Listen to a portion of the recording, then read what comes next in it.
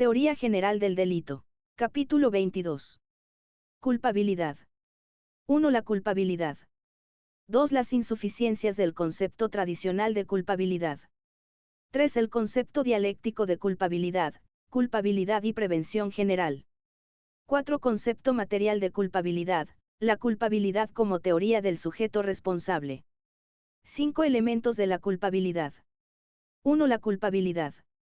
Para la imposición de una pena, principal consecuencia jurídico-penal del delito, no es suficiente con la comisión de un hecho típico y antijurídico. Como se deduce de algunos preceptos del derecho penal vigente en cualquier país civilizado, la comisión de un hecho delictivo, en el sentido de un hecho típico y antijurídico, no acarrea automáticamente la imposición de una pena al autor de ese hecho. Existen determinados casos en los que el autor de un hecho típico y antijurídico queda exento de responsabilidad penal. Ello demuestra que, junto a la tipicidad y a la antijuricidad, debe darse una tercera categoría en la teoría general del delito, cuya presencia es necesaria para imponer una pena. Esta categoría es la culpabilidad, una categoría cuya función consiste, precisamente, en acoger aquellos elementos referidos al autor del delito que, sin pertenecer al tipo ni a la antijuricidad, son también necesarios para la imposición de una pena.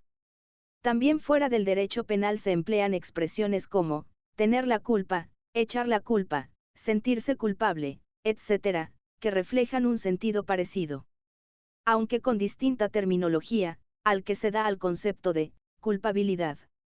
En derecho penal.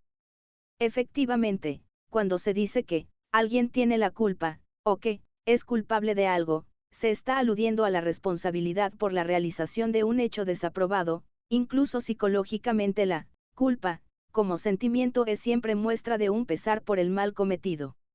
Antes que la culpa, objetiva o subjetiva, hay, pues, una desaprobación previa de algo que se ha realizado y que no se debería haber realizado, o de algo que no se ha realizado, debiendo haberse realizado.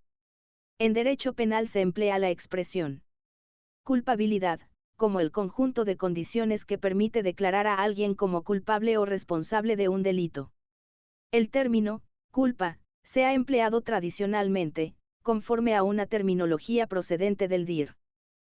Romano, como equivalente a imprudencia o negligencia, y en este sentido era profusamente utilizado en el anterior Código Penal, aunque en el Código vigente, para evitar confusiones con el concepto de culpabilidad, se emplea la expresión imprudencia.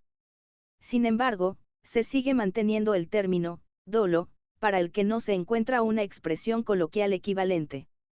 El llamado principio de culpabilidad, es decir, que no puede haber pena sin dolo o imprudencia, art. 5, no es más que una parte o un presupuesto del concepto de culpabilidad que desarrolla su labor en otras categorías del delito, principalmente en la tipicidad, constituyendo el tipo subjetivo del delito doloso o del delito imprudente, véanse supra capítulos 4, 16 y 17, también infra en este mismo capítulo, epígrafe 2 pulgadas fine.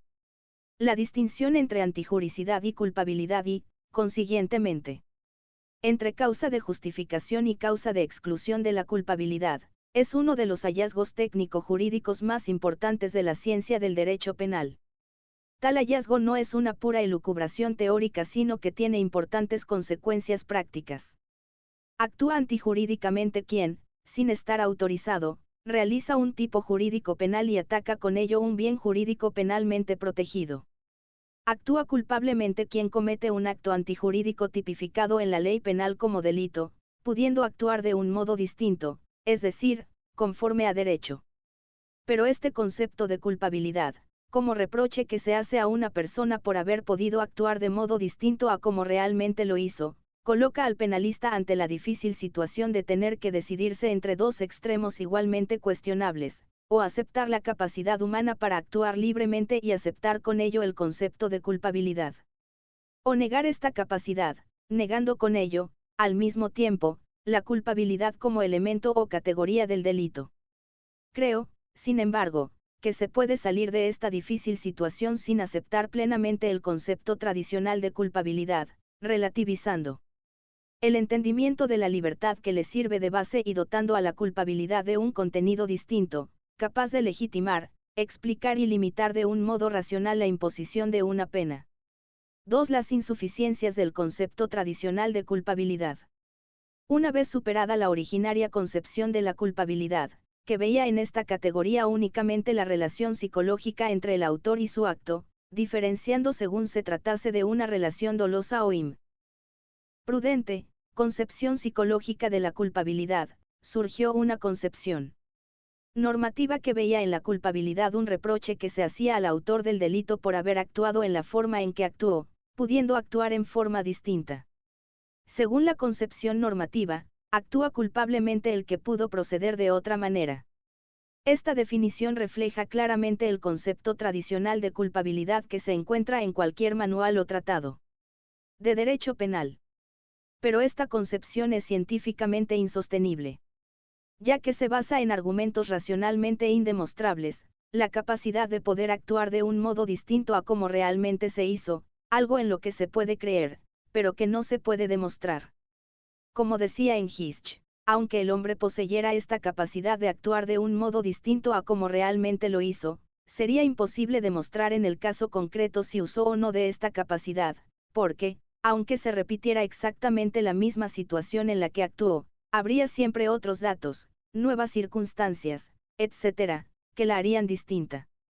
La capacidad de poder actuar de un modo diferente a como se actuó es, por consiguiente, indemostrable. Queda, sin embargo, la posibilidad de entender esa capacidad de un modo puramente vivencial o fenomenológico, como resultado de nuestra propia experiencia y observación. Así, por ejemplo, tenemos la conciencia o sentimiento de que en una situación dada somos libres de elegir entre las distintas opciones que se nos ofrecen. De algún modo, la vida de relación social, la exigencia de responsabilidades en la misma, el cumplimiento de las expectativas y estas expectativas sociales mismas se basan en este sentimiento generalizado. Pero ello no es más que un dato fenomenológico, puramente vivencial. Aparentemente existe una capacidad de elección entre varias opciones en cualquier persona y esa misma capacidad de elección constituye el presupuesto del actuar humano social y jurídicamente relevante, de ahí que se excluyan del ámbito de la acción jurídicamente relevante las reacciones puramente instintivas, inconscientes o producto de fuerza irresistible. Pero este presupuesto es puramente descriptivo y es insuficiente para fundamentar el concepto de culpabilidad que tiene fines pragmáticos y sirve para justificar y limitar la imposición de una pena al autor de un hecho típico y antijurídico.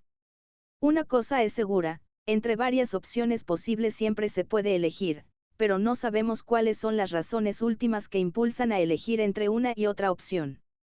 Por eso no es posible fundamentar la culpabilidad en algo que no conocemos suficientemente. Pero es que, además, en el derecho penal, igual que en el resto del derecho y de la vida social, existen casos en los que una persona, entre varios haceres posibles, elige uno que es perjudicial para otros, sin que ello le proporcione un juicio negativo por su conducta. La culpabilidad supone algo más que la mera posibilidad de poder actuar de un modo distinto a cómo se actuó.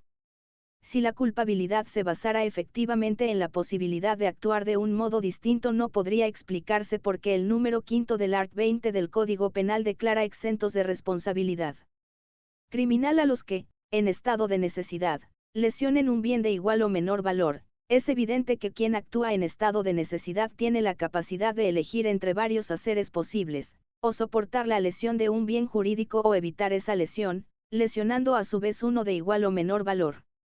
De todo ello se deduce que la posibilidad de actuar de un modo distinto es un presupuesto de la relevancia jurídica del comportamiento humano, incluso del concepto de acción misma, pero no el fundamento material, exclusivo y único, de la culpabilidad. En realidad, esta categoría del delito, como culminación de toda la elaboración conceptual que, salvo algún condicionamiento de la penalidad o de la perseguibilidad que veremos más adelante, permite la aplicación de una pena, asume a su vez otros elementos subjetivos que ya han sido tratados en anteriores categorías.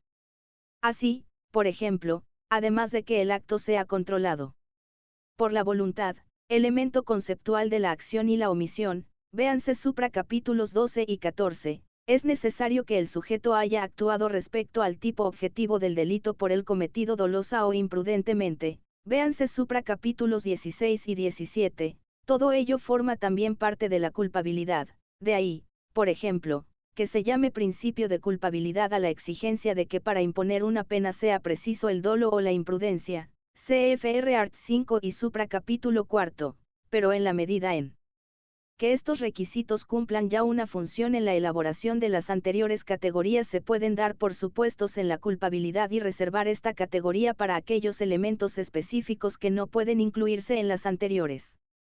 3. El concepto dialéctico de culpabilidad y prevención general. Rechazar el concepto tradicional de culpabilidad no significa necesariamente tener que renunciar al mismo como categoría jurídico-penal, sino la necesidad de buscarle un fundamento distinto.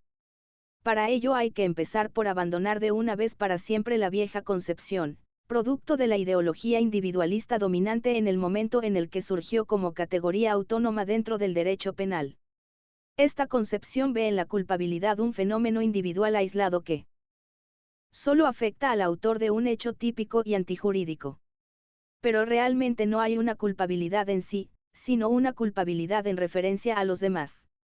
La culpabilidad no es un fenómeno individual, sino social. No es una cualidad de la acción sino una característica que se le atribuye para poder imputársela a alguien como su autor y hacerle responder por ella.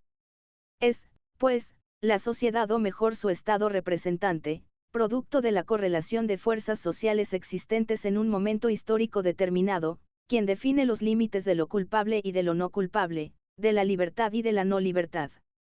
De ahí se deriva que el concepto de culpabilidad tiene un fundamento social, antes que psicológico, y que no es una categoría abstracta o ahistórica al margen o incluso, como algunos creen, contraria a las finalidades preventivas del derecho penal, sino la culminación de todo un proceso de elaboración conceptual destinado a explicar por qué y para qué, en un momento histórico determinado, se recurre a un medio defensivo de la sociedad tan grave como la pena y en qué medida debe hacerse uso de ese medio. Para Roxin, ver obras citadas en Bibliografía y Parte General y, pp. 791 y ss. Las finalidades preventivas no forman parte del concepto de culpabilidad, sino que lo complementan.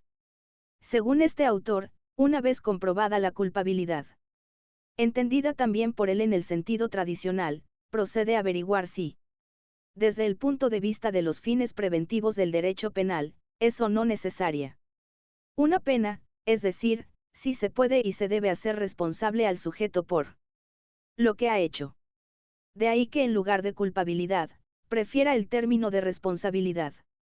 Sin embargo, no hay por qué disociar la culpabilidad de los fines de la pena, ni separarla de la responsabilidad que no es, en definitiva, más que la consecuencia de declarar culpable al sujeto por lo que ha hecho, en este sentido. También Jacobs, 1997, pp. 73 y ss, aunque con fundamentación distinta. Así, por ejemplo, la correlación entre culpabilidad y prevención general. Es decir, defensa de determinados intereses, legítimos o ilegítimos. Que esa es otra historia, por medio de la pena, es evidente. Si en un momento histórico determinado se consideró, por ejemplo, que debían ser declarados exentos de responsabilidad criminal el menor de cierta edad, CFR Art 19, el que, a causa de cualquier anomalía o alteración psíquica o de un estado de intoxicación plena, no puede comprender la ilicitud del hecho o actuar conforme a esa comprensión, o el que, por sufrir alteraciones en la percepción desde el nacimiento o desde la infancia, tiene alterada la conciencia de la realidad, CFR NUMS primero, segundo y tercero del Art 20, ello no se hizo para debilitar la prevención general o la defensa de los intereses de la sociedad frente a esas personas, sino precisamente por lo contrario, porque el efecto intimidatorio general y la defensa social se fortalecían al declarar exentos de responsabilidad criminal, es decir, de culpabilidad, a unas pocas personas de las que, como la experiencia enseña, no puede esperarse que cumplan las expectativas de conducta contenidas en las normas penales, confirmando así la necesidad de su cumplimiento por las demás personas que no se encuentran en esa situación. Estas razones de prevención general están también avaladas por razones de prevención especial, ya que tampoco desde el punto de vista individual es necesaria en estos casos una pena, sino una medida de curación o educación del sujeto que se encuentra en estas situaciones. Evidentemente las razones de prevención general pueden exacerbarse y, mal entendidas, llevar a exigencias punitivas desmesuradas, como el castigo de personas realmente enfermas mentales, la rebaja de la edad para la exigencia de responsabilidad penal, etc., y es verdad que la historia enseña que estos casos se han dado y se dan. Pero, entonces, lo que hay que hacer es criticar la teoría y la praxis jurisprudencial y legislativa, que permiten esos desbordamientos preventivos generales, sin tener en cuenta los límites que también imponen las finalidades preventivas especiales acogidas en el art. 25 de la Constitución. En un Estado social y democrático de derecho, el Estado debe estar en condiciones de demostrar por qué hace uso de la pena y a qué personas la aplica, y ello siempre para proteger de modo eficaz y racional a una sociedad que, si no es plenamente justa, tiene en su seno y en su configuración jurídica la posibilidad de llegar a serlo.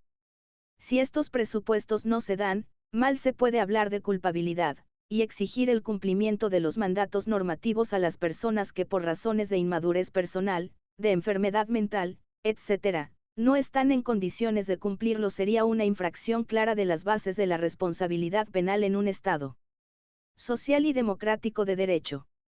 Por eso la culpabilidad tiene también un fundamento material, basado en la propia idea democrática, que estudiaremos en el siguiente epígrafe. Para más detalles sobre esta concepción, véase Muñoz Conde, 1975 y 1980. 4. Concepto material de culpabilidad, la culpabilidad como teoría del sujeto responsable. Cuestión distinta de las tratadas hasta ahora es la del fundamento material específico que sirve de base a la culpabilidad. Fuera del tipo de injusto, es decir, de la tipicidad y de la antijuricidad, existen una serie de elementos: capacidad de culpabilidad, conocimiento de la antijuricidad, exigibilidad de otra conducta, que forman parte de la teoría general del delito y también condicionan la aplicación de una pena, cfr infraelementos de la culpabilidad. Si no se quiere asignar a cada uno de estos elementos un puesto autónomo e independiente, cada uno constitutivo de una nueva categoría del delito, deberá procurarse reconducirlos a una misma categoría, en la medida en que respondan a un denominador común todos ellos, es decir, a un mismo fundamento material. Como ya se ha dicho antes, este fundamento material no puede encontrarse en la indemostrable posibilidad de actuar de un modo distinto. A mi juicio, este fundamento material de la culpabilidad hay que buscarlo en la función motivadora de la norma penal, que como ya hemos visto en la primera parte, capítulo 3, junto con la función protectora constituye una función específica de la norma penal. La norma penal se dirige a individuos capaces de motivarse en su comportamiento por los mandatos normativos. Lo importante no es que el individuo pueda elegir entre varios haceres posibles, lo importante es que la norma penal le motiva con sus mandatos y prohibiciones para que se abstenga de realizar uno de esos varios haceres posibles que es precisamente el que la norma prohíbe con la amenaza de una pena. A partir de un determinado desarrollo mental, biológico y cultural del individuo, se espera que éste pueda motivarse por los mandatos normativos. La evolución cultural y los conocimientos sociológicos, psicológicos y biológicos han permitido fijar en la legislación unos criterios para determinar los casos en los que, a partir de un determinado grado de desarrollo biológico, psíquico y cultural, es posible atribuir al individuo el hecho cometido y hacerle responsable del mismo. El fundamento común a estos criterios que englobamos en el concepto de culpabilidad se encuentra, por tanto, en aquellas facultades que permiten al ser humano participar con sus semejantes, en condiciones de igualdad, en una vida en común pacífica y justamente organizada. La motivabilidad, la capacidad para reaccionar frente a las exigencias normativas es, según creo, la facultad humana fundamental que, unida a otras, inteligencia, afectividad, etc., permite la atribución de una acción a un sujeto y, en consecuencia, la exigencia de responsabilidad por la acción por él cometida. Cualquier alteración importante de esa facultad, cualquiera que sea el origen de la misma, deberá determinar la exclusión o, si no es tan importante, la atenuación de la culpabilidad.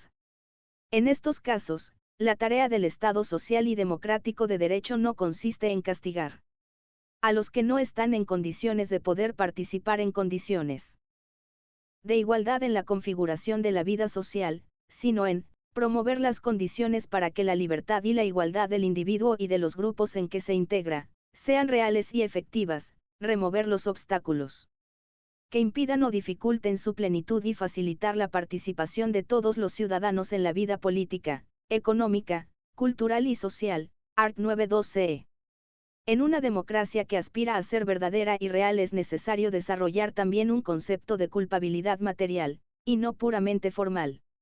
Igual que no es suficiente el reconocimiento formal de unos derechos fundamentales si estos carecen de contenido, si la mayoría de la población es analfabeta, ¿de qué le sirve el derecho a la información? Tampoco puede ser suficiente para constatar la culpabilidad de un individuo por el hecho cometido, que éste haya podido obrar en teoría de una manera distinta a como lo hizo, si no se analizan las razones para entender por qué actuó de una determinada manera y no de otra. De lo contrario se justificarían las irónicas palabras del escritor francés Anatole France cuando afirmaba que, la ley lo mismo prohíbe robar pan y dormir debajo de un puente al pobre mendigo que a un millonario. Lógicamente, la fijación de este fundamento material no puede realizarse históricamente, al margen de las necesidades preventivas tal como son entendidas por la sociedad en un momento histórico determinado.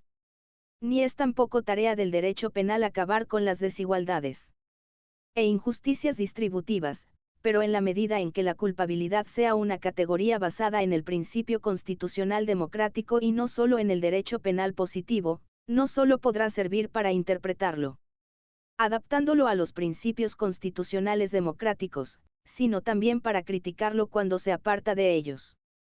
Por eso, en la medida en que el derecho penal positivo respete los principios constitucionales y se sitúe en el contexto de un Estado democrático, se podrán interpretar los preceptos penales legales relacionados con la culpabilidad con la suficiente amplitud como para hacer compatible la mayor y mejor protección posible de los valores fundamentales de la sociedad, con un mínimo costo de represión y sacrificio de la libertad individual. El concepto de culpabilidad es, pues, también un principio organizativo de atribución de la responsabilidad individual característico de las sociedades modernas, en las que, dentro de las distintas esferas de su competencia, política, profesional, ciudadano común, etc., cada uno es responsable por lo que hace, o no hace. La particularidad que presenta la culpabilidad en derecho penal es que el legislador describe determinadas situaciones, minoría de edad, enfermedad mental, error de prohibición, no exigibilidad, en las que renuncia a imponer una pena, aunque no otro tipo de sanciones, como las medidas de seguridad, cuando alguien que se encuentra en una de esas situaciones comete un hecho típico y antijurídico. Naturalmente son imaginables otras formas de atribución de responsabilidad por el hecho cometido, como echar la culpa a los dioses o al destino, exigir solo una relación causal puramente objetiva entre la acción y el resultado, etc.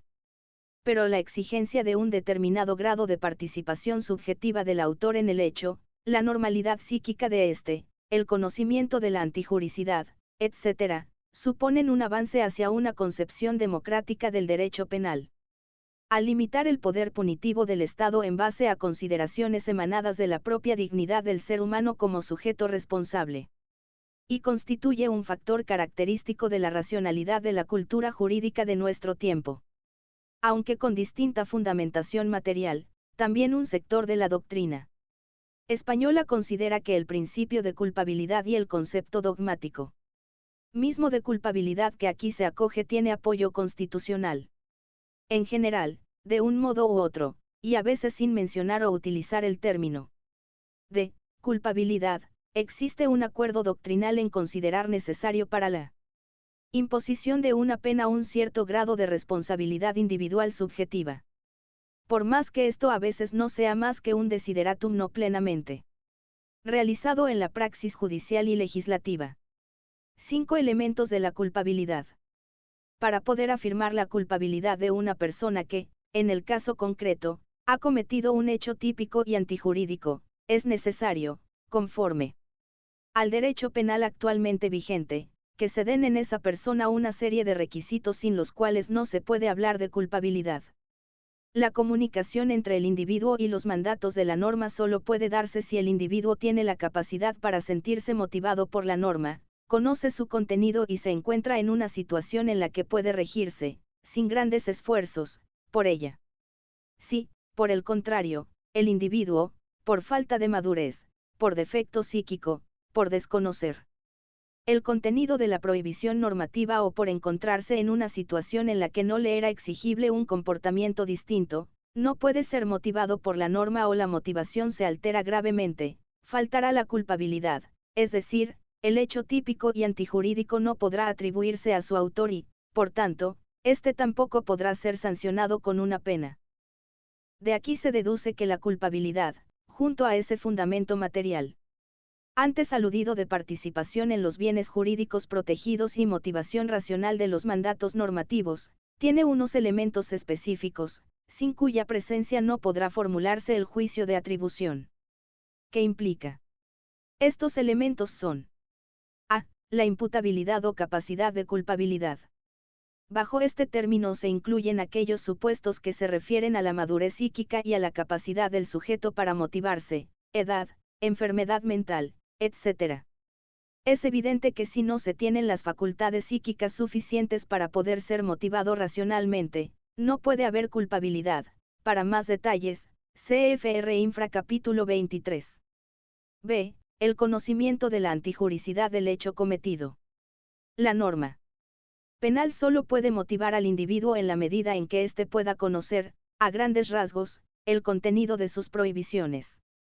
Si el sujeto no sabe que su hacer está prohibido, no tiene ninguna razón para abstenerse de su realización, la norma no le motiva y su infracción, si bien es típica y antijurídica, no puede atribuírsele a título de culpabilidad. Para más detalles, CFR Infra capítulo XIF. C. La exigibilidad de un comportamiento distinto. Normalmente el derecho exige la realización de comportamientos más o menos incómodos o difíciles, pero no imposibles. El derecho no puede exigir comportamientos heroicos, toda norma jurídica tiene un ámbito de exigencia, fuera del cual no puede exigirse responsabilidad alguna.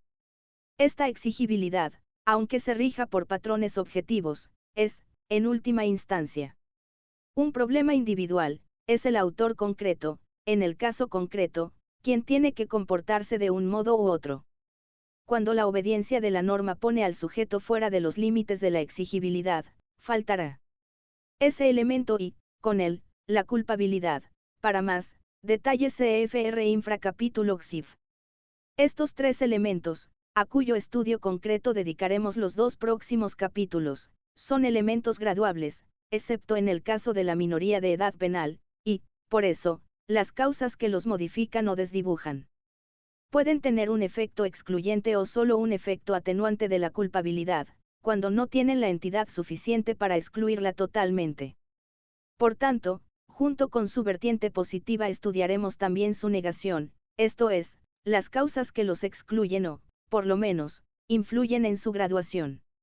Las diferencias entre estas causas de exclusión o anulación de la culpabilidad y las causas de justificación, como ya hemos dicho en el capítulo 19, son evidentes. Las primeras dejan intacto el tipo de injusto, con todo lo que ello comporta en orden a la aplicación de sanciones no penales, medidas de seguridad, admisión de la legítima defensa frente al que actúa, posibilidad de participación de terceras personas, etc. Las segundas convierten el hecho en algo lícito y aprobado por el ordenamiento jurídico, no cabe legítima defensa frente a ellas, tampoco cabe responsabilidad penal por participación de terceros, etc. Finalmente, también deben tenerse en cuenta algunos elementos específicos que aparecen en ciertos tipos de delitos, el ensañamiento en el asesinato y las lesiones, art. 139 y 148, el carácter vejatorio o denigrante de la agresión sexual, Art 180,1,1, etc. Estos elementos no solo fundamentan o agravan el tipo de injusto de un determinado delito, sino que a veces reflejan también una mayor culpabilidad en el autor del delito. Estos elementos, objetiva y subjetivamente configurados, constituyen el llamado tipo de culpabilidad. Sus diferencias con los elementos subjetivos del tipo de injusto, CFR supra capítulo 16, no son todo lo nítidas que sería deseable, aunque se puede afirmar, de un modo general, que los elementos del tipo de culpabilidad solo inciden en la mayor gravedad del marco penal aplicable a una concreta figura del delito y que su ausencia no excluye la punibilidad del delito en cuestión, a lo sumo, lo convierten en otro delito. Por ejemplo, la ausencia de ensañamiento convierte el asesinato en homicidio, pero el hecho sigue constituyendo un tipo de injusto de un delito contra la vida, o en el mismo delito, solo que sancionado con menor pena, por ejemplo, el carácter no denigrante o vejatorio de la violencia convierte en simple a la agresión sexual. En este sentido, algunas de las circunstancias modificativas de la responsabilidad criminal que operen como agravantes genéricas, art. 22, podrían formar parte del tipo de culpabilidad de un delito concreto. Sin embargo, el carácter predominantemente subjetivo de muchos de estos elementos acrecienta sus dificultades probatorias, y su indeterminación los convierte en grave fuente de arbitrariedad en el momento de la determinación de la pena. Por eso debe rechazarse su admisión genérica o interpretarse muy restrictivamente cuando se den claramente en algún delito concreto. La problemática pertenece más a la parte especial y al estudio de la figura delictiva concreta en la que se exijan, o al estudio de las circunstancias modificativas genéricas de la responsabilidad criminal. Arts 21, 22 y 23, CFR Infra capítulo 6. También, en cierto modo, pertenecen a la culpabilidad las formas de realización dolosa o imprudente, del tipo de injusto, pero, como hemos visto anteriormente, tanto el dolo como la imprudencia sirven ya para caracterizar la tipicidad del hecho, por lo que solo indirectamente pueden a su vez incidir en la determinación de la gravedad de la culpabilidad y ello solo en la medida en que la culpabilidad esté ya fundamentada y no existan factores específicos que la excluyan, por ejemplo, la inimputabilidad o el error de prohibición.